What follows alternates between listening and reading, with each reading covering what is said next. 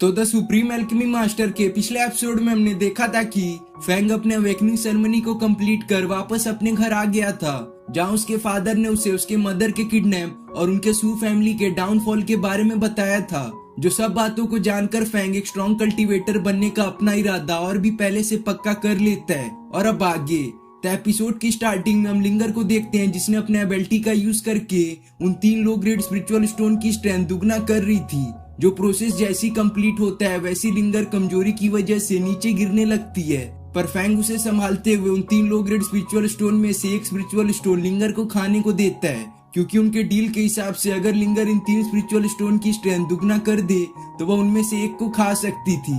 जिस spiritual stone को खाने के साथ ही लिंगर की वीकनेस दूर भी हो गई थी, इसलिए वह फैंग को कुछ और स्पिरिचुअल स्टोन देने को कहती है ताकि वह उनके स्ट्रेंथ को बढ़ा सके। लेकिन फैंग उसके इस रिक्वेस्ट को मना करके वापस उसकी बॉडी में जाने को कहता है, जिसके ऑर्डर को मानते हुए लिंगर चुपचाप फैंग की बॉडी में चली जाती है। जिसके जाने के बाद फैंग उन बचे 2 स्पिरिचुअल स्टोन से अपनी कल्टीवेशन स्टार्ट कर देता है, जिसके साथ वो हमें बताता है कि हर एक न्यू मार्शल विन को ओपन होने से फिजिकल पावर और स्ट्रेंथ बूस्टअप होती है, और मेरे पास तो डुअल मार्शल एट्रीब्यूट होने की वजह से मुझे 2 आर्टरीज को कम से कम ओपन करना ही होगा। जो बोलते हुए फैंग अपनी कल्टीवेशन को करना जारी रखता है, जिसमें उसे रात से दिन भी हो गई थी। जिन इतने समय में फैंग ने अपने 10 मार्शल विन को ओपन कर अपने सुआन जियान टेक्निक, जो उसे एक स्ट्रॉन्ग फाउंडेशन बिल्ड करने में मदद करेगा, उसके लेवल 1 पर भी पहुंच चुका था। जिससे होता यह है कि उसके इतनी मेहनत के कारण अब वह सियान नून वॉरियर रेलम पर आ गया था। जिन सब की वजह से फैंग बहुत ज्यादा खुश होता है, क्योंकि अब वो अपने बॉडी में पहले से बढ़े हुए एनर्जी फ्लो को महसूस कर सकता था। जो जब जैसे ही थोड़ा रेस्ट करने को जाता है, वैसे उसे अपने फादर को किसी से लड़ते हुए आवाज सुनाई देती है, इसलिए तुरंत ही फैंग उस ओर चल देता है। जिसके बाद हम फैंग के फादर लियू और उसकी सिस्टर सिया को देखते हैं, जिनके पास कैन फैमिली का हेड सुजिन अपने बेटे यई को लेकर आया था, जो बोल रहा था कि लियू, तुम अपनी बेटी की शादी मेरे बेटे यई से करवा दो, जिसके बदले में तुम्हारी सू फैमिली ने जो हमारी फैमिली से 5 लाख गोल्ड कॉइन का लोन लिया है उसे हम लोग भूल जाएंगे, और साथ में इस मैरिज से तुम्हारी सू फैमिली की खोई हुई प्रेस्टीज भी वापस आ जाएगी, जिससे तुम होने वाली फैमिली मीटिंग में अपना पक्ष रख सकोगे। पर सिया तो इसके लिए बिल्कुल भी तैयार नहीं थी, इसलिए उसके फादर लियू इस ऑफर को मना कर बोलते हैं कि अभी के लिए मुझे यह शादी मंजूर नहीं है। जिस पर सुजिन कहता है, तुम ये क्या कह रहे हो, तुम्हें मेरी बात क्यों नहीं समझ में आ रही? तुम्हें अपनी फैमिली की करंट सिचुएशन तो पता है ना? जैसे ही तुम्हारी फैमिली कमजोर पड़ेगी वैसे ये रहाउ टाउन में मौजूद फैमिलीज तुम्हें वापस उठने नहीं देंगी। जिसके बातों का जवाब देते हुए लियू बोलते हैं कि मेरी फैमिली इतनी भी कमजोर नहीं है कि इन छोटे चैलेंजेस से डर जाएगी, तुम बस अपने बेटे को लेकर यहाँ से चलते बनो। पर इससे सुजिन गुस्सा होकर बोलता है, लियू, मैं तो बस तुम्हारी मदद करना चाहता था, लेकिन तुम्हें तो ये मंजूर ही नहीं है, तो ठीक है, अगली बार जब तुम मेरे पास मदद मांगने आओगे तो तुम्हारी जितनी भी रिक्वेस्ट करने पर मैं तुम्हारी मदद नहीं करूंगा।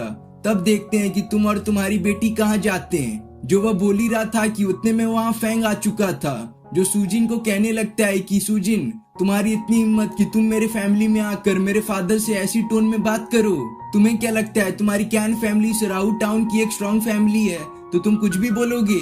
इस पूरे कंट्री में तो तुम्हारी कैन फैमिली धूल के बराबर भी नहीं है। यह छोटी सी तुम्हारी कैन फैमिली तो लनहाउ सिटी में इतनी वीक है कि तुम्हें चूहों की तरह अपने बिल में रहना पड़ता है ताकि तुम्हारे फैमिली को कोई एलिमिनेट ना कर दे। जिसे सुन सुजिन बोलता है, बहुत अच्छे बेटे, तुम्हें तो अपने बड़ों को रिस्पेक्ट देना भी नहीं आता, और लगता है कि तुम अपने सू फैमिली की करंट हालत नहीं जानते।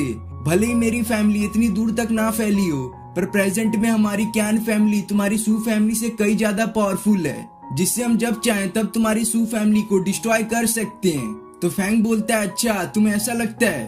तुमने वह कहावत तो सुनी है ना कि जो कुत्ता भौंकता है वह काटता नहीं है। जिसकी बातों का जवाब देने इस बार यही सामने आता है, बोलता है कि बहुत हुआ तुम्हारा, कब से मैं तुम्हारी बातों को सुन रहा हूँ। इसका मतलब कतई नहीं है कि मैं वीक हूँ, और तुम्हारी इतनी हिम्मत कि तुम मेरे फादर से जबान लड़ाओ। जो बोलकर यही फैंग को एक पंच मारने को बढ़ता है, पर फैंग तो इसी के लिए उन्हें इतनी देर से मजबूर कर रहा था ताकि वह उन पर पहले अटैक करें। जो यही से भी फास्टली एक बहुत ही पावरफुल पंच उसे दे मारता है, जिसके इम्पैक्ट से उसे अपने कदम पीछे को ले जाने पड़ते हैं। जिसके इस पंच के पावर से ही सुजिन काफी हैरान हो जाता है, क्योंकि उसे पता नहीं होता कि फैंग इतना पावरफुल हो चुका है। पर इसके लिए अब काफी देर हो चुकी थी, क्योंकि फैंग अपनी फायर पावर का यूज करके यही को एक बहुत ही पावरफुल किक मारता है, जिसकी वजह से वह उसके घर के सीधे बाहर ही चला जाता है। तो सुजिन जब देखता है कि फैंग ने उसके बेटे यही को बहुत बुरी तरह से मारा, इसलिए वह गुस्से में अपनी फायर पावर का यूज करके फैंग पर अटैक करता है। पर लास्ट टाइम पर फैंग के फादर सामने आकर सुजिन के इस पावरफुल फायर अटैक को अपनी फायर एट्रीब्यूट का यूज करके रोकने लगते हैं। और यहाँ हम देख सकते हैं कि फैंग के फादर इतने पावरफुल होते हैं कि वह सुजिन के इस अटैक को रोककर उसे पीछे भेज देते हैं, जिसकी वजह से सुजिन काफी इंजर्ड भी हो गया था और उसके माउथ से ब्लड भी आना स्टार्ट हो चुका था। तो सुजिन अपने आप को इस हालत में देखकर गुस्से में लियू को बोलने लगता है कि आज जो तुमने मेरे साथ यह किया है इसके लिए तुम बहुत पछताने वाले हो। जो बोलते हुए सुजिन अपने बेटे यही के पास जाकर उसे संभालते हुए अपने फैमिली में जाने लगता है। जिनको जाता हुआ देख लियू बोलते हैं कि आखिर क्यान फैमिली को अचानक से क्या हो गया कि अब मेरे पास आकर वह लोन मांगने लगे, जरूर इनके पीछे किसी का हाथ होगा। तभी इनकी इतनी हिम्मत हो गई कि ये मेरे फैमिली में आकर मुझसे ऐसे बात करें। तो फैंग अपने फादर से सवाल करता है कि आखिर ये सुजिन क्या बोल रहा था, मेरी सू फैमिली ने कब लोन लिया क्यान फैमिली से, बताइए, मुझे तो इसके बारे में कुछ पता ही नहीं है। जिसकी बातों का जवाब लियू ना देकर फैंग को अपने कल्टीवेशन पर ध्यान रखने को कहते हैं। लेकिन तभी फैंग की सिस्टर सिया बोल पड़ती है कि यह कुछ दिनों पहले की बात है, जब हमारे पास हान फैमिली से एक बहुत ही ज्यादा मेडिकल सप्लाई पहुंचाने का डिमांड आया था। जो मेडिकल सप्लाई जब हमने हान फैमिली में सक्सेसफुली पहुंचा दिया था, तो वह हमें बताते हैं कि उनके मेडिकल सप्लाई फेक हैं और उनके सभी भेजे हुए पिल इनइफेक्टिव यानी बेकार हैं। जिस फैमिली से तो हम पंगे ले नहीं सकते थे क्योंकि वह एक स्ट्रॉन्ग फैमिली है, इसलिए हमें क्यान फैमिली से लोन लेना पड़ा ताकि हम उनको न्यू सप्लाई भेज सके। और जिस टाइम यह सब हो रहा था उस टाइम तुम अपनी कल्टीवेशन पर ध्यान दे रहे थे, इसलिए फादर नहीं चाहते थे कि तुम इन मैटर में फंस कर अपनी कल्टीवेशन पर ध्यान ना दो, इसलिए उन्होंने यह तुमसे बात छुपाई। जो बात सुनने के बाद फैंग बोलता है कि मैं समझ गया, ये क्यान फैमिली और हान फैमिली एक साथ मिलकर मेरे सू फैमिली को बर्बाद कर देना चाहते हैं। पर फादर आप चिंता ना करें, जब तक मैं यहाँ पर हूँ तब तक मेरे फैमिली के फाउंडेशन पर कोई आंख भी उठा के नहीं देख सकता।